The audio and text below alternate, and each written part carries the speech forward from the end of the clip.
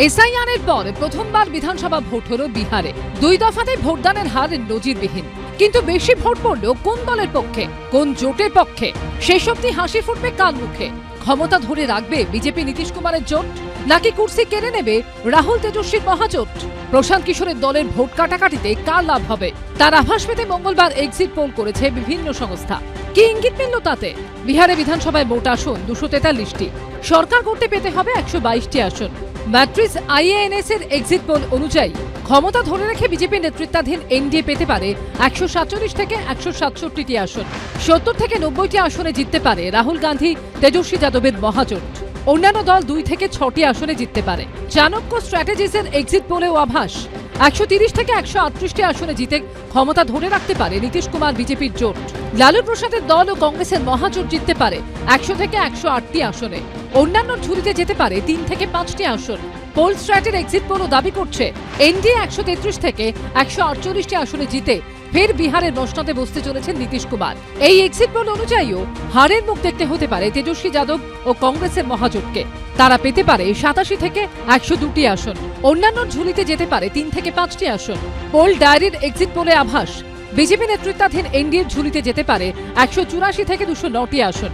RJD কংগ্রেসের মহাজোট পেতে পারে 32 থেকে 49টি আসন।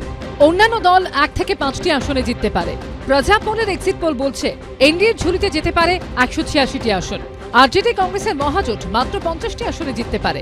অন্যান্য দল 7টি আসনে জিততে পারে। জেভিসি পোলের এক্সিট পোল অনুযায়ী এনডিএ পেতে পারে 135 থেকে 150টি আসন। বিরোধীদের মহাজোট পেতে পারে 88 থেকে 103টি আসন। প্রশান্ত কিশোরের জনসুরাজ পার্টি সর্বোচ্চ 1টি আসন পেতে পারে। অন্যান্য দল 3 থেকে 6টি আসনে জিততে পারে। অর্থাৎ এই এক্সিট পোলগুলি ঠিক হলে বিহারে ফের মুখ্যমন্ত্রী হতে চলেছেন নীতিশ কুমার। বৃহত্তম দল হিসেবে আরজেডিকে পেছনে ফেলে উঠে আসতে পারে বিজেপি। প্রশান্ত কিশোরের জনসুরাজ পার্টি বিহারে প্রথমবার লড়ে কোনো ছাপ ফেলতে পারবে না। উল্টে তার দল ভোট কাটায় ক্ষতি হবে তেজস্বী কংগ্রেসের জোটের। তবে এর মধ্যে বিহারে ব্যতিক্রমী রেজাল্টের ইঙ্গিত দিয়েছে জর্ণ মিরারের এক্সিট পোল। সবাই যখন দাবি করছে বিজেপি ও নীতিশ কুমারের জোট ফের বিহারে ক্ষমতা দখল করবে, তখন জর্ণ মিরারের এক্সিট পোল অনুযায়ী তেজস্বী ও রাহুলের মহাজোট পেতে পারে 130 থেকে 140টি আসন। অর্থাৎ তারা বিহারের ক্ষমতা দখল করতে পারে। এনডিএ পেতে পারে 100 থেকে 110টি আসন। অন্যান্য দল 3 থেকে 7টি আসন পেতে পারে। যদিও পিপলস ইনসাইটের এক্সিট পোলের দাবি বিজেপি নেতৃত্বাধীন এনডিএ পেতে পারে 133 থেকে 148টি আসন। অর্থাৎ ক্ষমতায় বসবে তারা। ক্ষমতা থেকে বহু দূরে বিরোধীদের মহাজোট 87 থেকে 102টি আসনে জিততে পারে। প্রশান্ত কিশোরের জনসুরাজ পার্টি বড় জোর 2টি আসন পেতে পারে। অন্যান্য ঝুলিতে যেতে পারে 3 থেকে 6টি আসন। পিপলস পালসের এক্সিট পোল অনুযায়ীও বিজেপি জোটের জয় জয়কার। বিজেপি নেতৃত্বাধীন এনডিএ 133 থেকে 159টি আসন পেতে পারে। মহাজোট জিততে পারে 75 থেকে 101টি আসন। প্রশান্ত কিশোরের জনসুরাজ পার্টি সর্বোচ্চ 5টি আসন পেতে পারে। অন্যান্য ঝুলিতে যেতে পারে 2 থেকে 8টি আসন। দৈনিক ভাস্করের এক্সিট পোলেও আভাস 145 থেকে 160টি আসনে জিতে ফের সরকার করতে পারে এনডিএ। মহাজোট পেতে পারে 73 থেকে 91টি আসন। অন্যান্য দল 5 থেকে 10টি আসনে জিততে পারে। পি মার্কের এক্সিট পোল অনুযায়ী এনডিএ পেতে পারে 142 থেকে 162টি আসন। আরজেডি কংগ্রেসের মহাজোট 80 থেকে 98টি আসনে জিততে পারে। জনসুরাজ পার্টি 1 থেকে 4টি আসন পেতে পারে। অন্যান্য দল সর্বোচ্চ 3টি আসনে জিততে পারে।